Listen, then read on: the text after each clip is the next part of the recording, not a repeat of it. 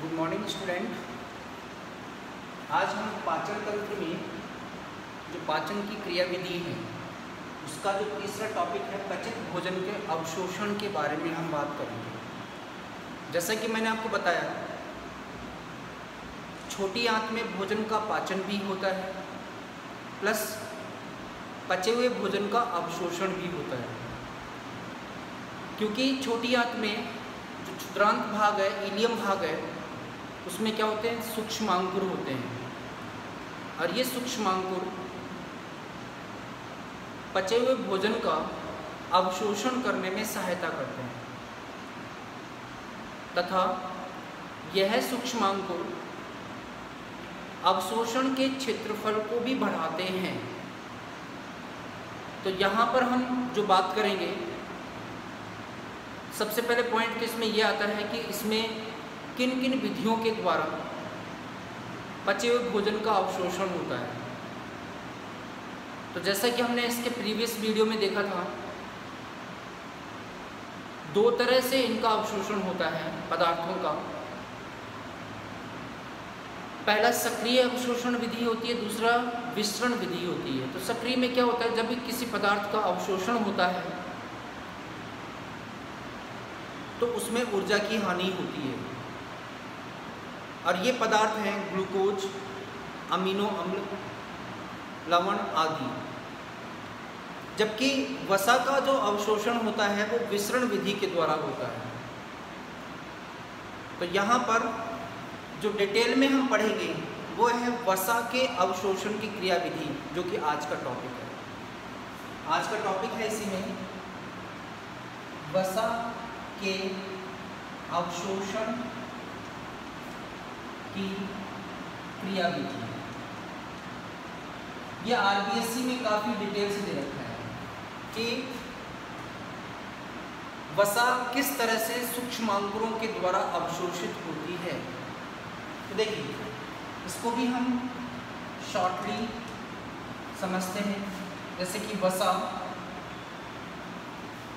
सबसे पहले पित्त रस से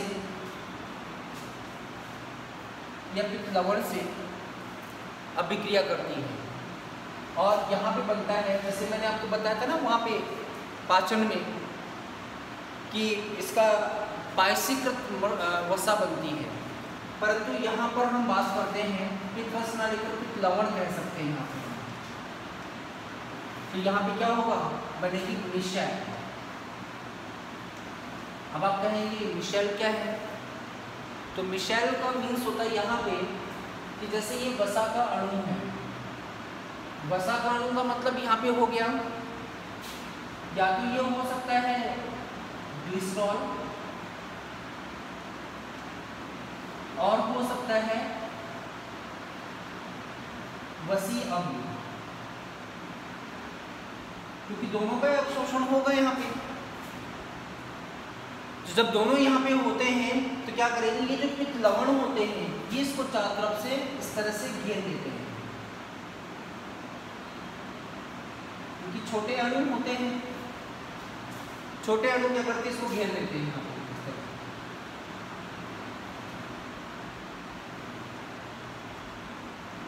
घेर लिया। तो जो पित्त लवण होते हैं ये तो इसका सिर भाग होता है और ये जल स्नेही होता है और ये पूंछ भाग होता है और ये जल विरागी होता है, मतलब जल से दूर होता है। तो इस पूरे अणु को हम कहते हैं मिशेल। अब क्या होगा कि सपोज दैट कि यहाँ पर ये है सूक्ष्मांकुर, ये छोटी आंत और ये सूक्ष्मांकुर। अब उसको यहाँ पर आना है और इस सूक्ष्मांकुर की बाहर की तरफ यहाँ पर श्लेष्मा की पतली परत पाई जाती है, जिसमें जल भी क्या होती है, जल की मात्रा अधिक होती है। तो ये जल स्नेही है, जल के पास जाना चाहते हैं। तो इस मिशेल का काम होता है वसा के अणुओं को सूक्ष्मांकुर तक लेकर आना, जिससे कि उसका अवशोषण हो सके।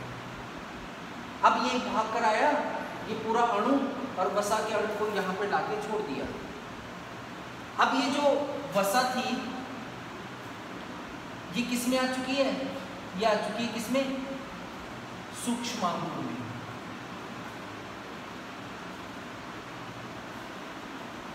अब सूक्ष्मांकुर में आने के बाद में इस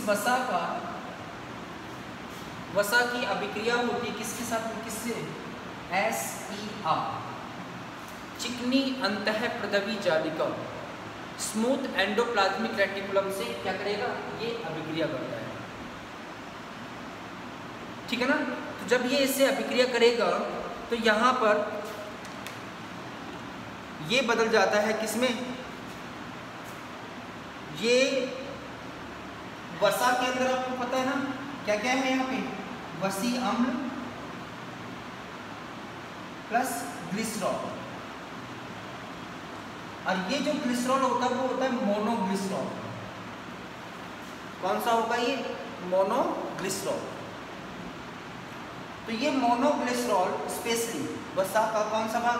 मोनोग्लिसरॉल चिकनी अंतः प्रदवी जालिका से क्रिया करके इसके अंदर, ये इससे क्रिया नहीं करता, इसके अंदर जो रसायन होते हैं उनसे क्रिया करता है, तो बनता है क्या?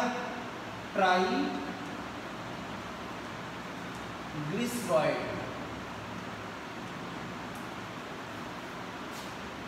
ये मोनोग्लिसरॉल किस में कन्वर्ट हो गया? ट्राइग्लिसरॉइड में। अब ये जो ट्राइग्लिसरॉइड बना है ये दोबारा से क्या करेगा? वहीं पर प्रोटीन के आवरण से ढक जाता है। किससे ढक जाता है? प्रोटीन के आवरण से ढक जाता है। अब प्रोटीन के आवरण से जब ये ढक जाता है तो क्या करेगा? जब प्रोटीन के आवरण से ये ढक गया, अब इसको हम बोलते हैं काइलोमाइक्रोन।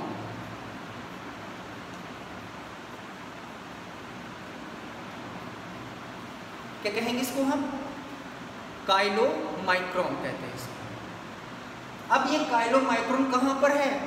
ये है सूक्ष्मांकुर के अंदर जहाँ पे SER होती वहाँ पर। अब ये काइलोमाइक्रोन के रूप में यहाँ पर रहेगा। इसके बाद में ये काइलोमाइक्रोन ये प्रवेश करता है किसमें?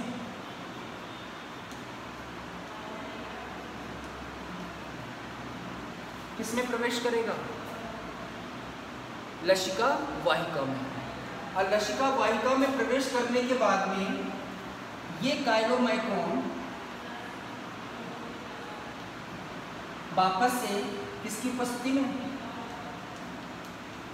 लाइपेज एंजाइम की उपस्थिति में ये बदलेगा किसमें? ये वापस बदल जाता है किसमें? वसी अम्ल प्लस वापस से ग्लिसरॉल। तो देखा ना यहाँ पे इतना सारा ये रामायण जो हुई है, मिशेल है, ट्राइग्लिसरॉइड है, काइलोमाइक्रोन है, ये सब कुछ प्रवेश होने के लिए बात चल रही है कि सबको किसमें प्रवेश कर जाए? लसिका वाहिका में प्रवेश कर जाए। और अंत में क्या बदल गया? वसी अम्ल व ग्लिसरॉल में बदल जाता है। अब ये वसी अम्ल और ग्लिसरॉल जो बने हैं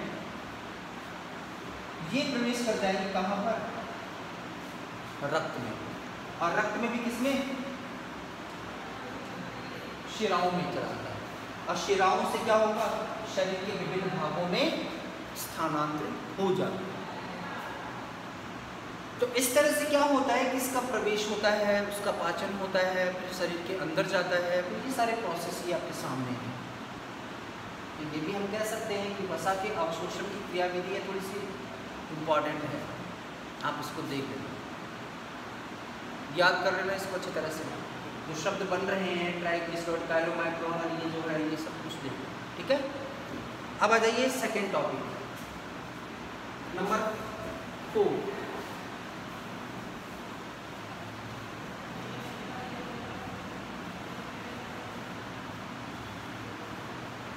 नंबर 4 स्वांगीकरण।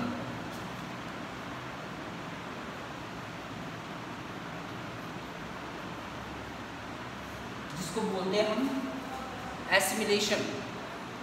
स्वांगीकरण का मतलब क्या होता है? स्वांगीकरण का मतलब ये होता है कि जितना भी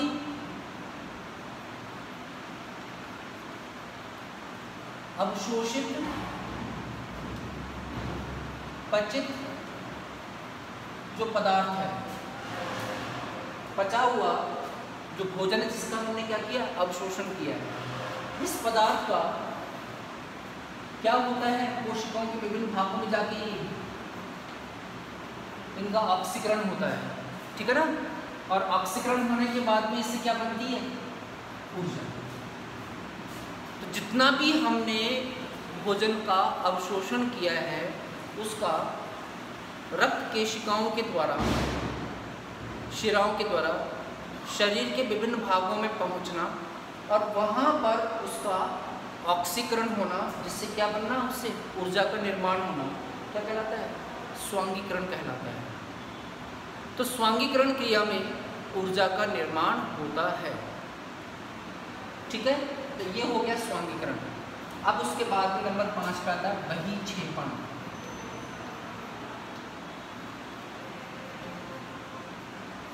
बहिक्षेपण, बहिक्षेपण का मतलब होता है कि अपचित पदार्थ ये सारा जाके कोलोन में इकट्ठा होता जाता है, और कोलोन मलाशय से पहला वाला भाग होता है।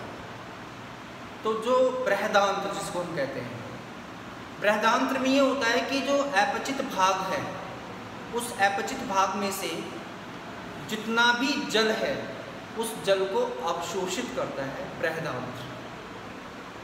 अब उसमें जो रिमेनिंग भाग बचेगा, शेष भाग बचता है, उस भाग में जो होता है वो कैसा होगा, अर्धठोस। और ये अर्धठोस भाग मलाशय में जाके एकत्रित हो जाता है।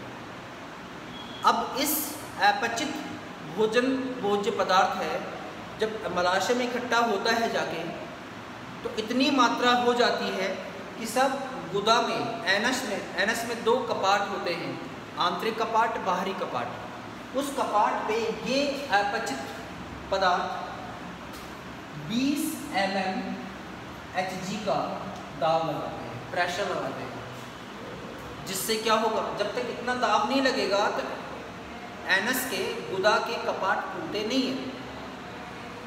इतना दाब लगेगा जिससे क्या होते हैं, कपाट खुल जाते हैं और अपशिष्ट पदार्थ जो होता है गुदा के द्वारा शरीर से बाहर निकाल लेते हैं, जिसे क्या कहते हैं, बहिक्षेपण। ठीक है, अब आ जाइए, ये भी कंप्लीट हो गया। तो इस तरह से आप देख रहे हैं कि पूरा टॉपिक जो है इसमें पाचन की क्रिया विधि का है, ये पूरा बता दिया मैंने। अब कुछ है, रोग है, रोगों के नाम हैं, जैसे कुपोषण। कुपोषण पाचन संबंधी या भोजन संबंधी कुछ रोग होते हैं। कौन कौन से, जैसे कुपोषण। तो कुपोषण का मतलब क्या होता है, बैलेंस डाइट का ना होना। बैलेंस डाइट का मतलब भोजन में एक निश्चित मात्रा होनी चाहिए, प्रोटीन की, विटामिन की, खनिज लवणों की, कार्बोहाइड्रेट की, वसा की। अगर इनमें से कोई सी चीज़ कम होती है उसे कहते हैं संतुलित आहार। संतुलित आहार का ना होना क्या कहलाता है, कुपोषण कहलाता है। और ऐसे व्यक्ति जिसमें इनकी कमी से जो कुछ लक्षण उत्पन्न होते हैं उन्हें कहते हैं हम कुपोषित व्यक्ति। तो देखिए, इसके बाद में है यहाँ पे दूसरा रोग आता है, कौन सा, क्वाशियोकोर।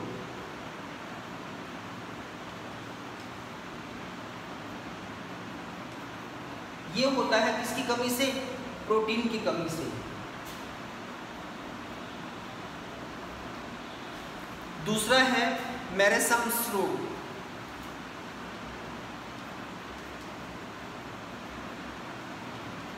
ये होता है प्रोटीन प्लस ऊर्जा की कमी से, ठीक है ना। फिर आता है जीरोथैल्मिया।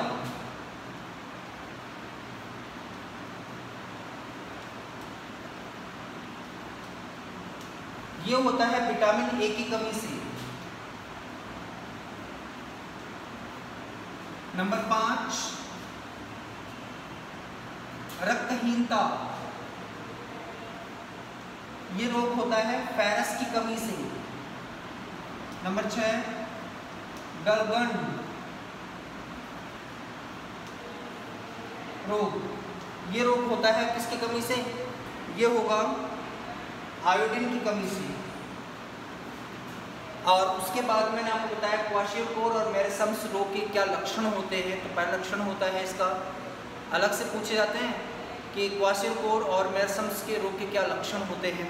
तो पहला लक्षण है वजन में कमी होना, दूसरा लक्षण है बालों का पतला होना, सफ़ेद होना, तीसरा लक्षण है त्वचा का रंग काला होना, खुरदरी होना, और इसके अलावा हड्डियां जो होती हैं वो अनियमित हो जाती हैं।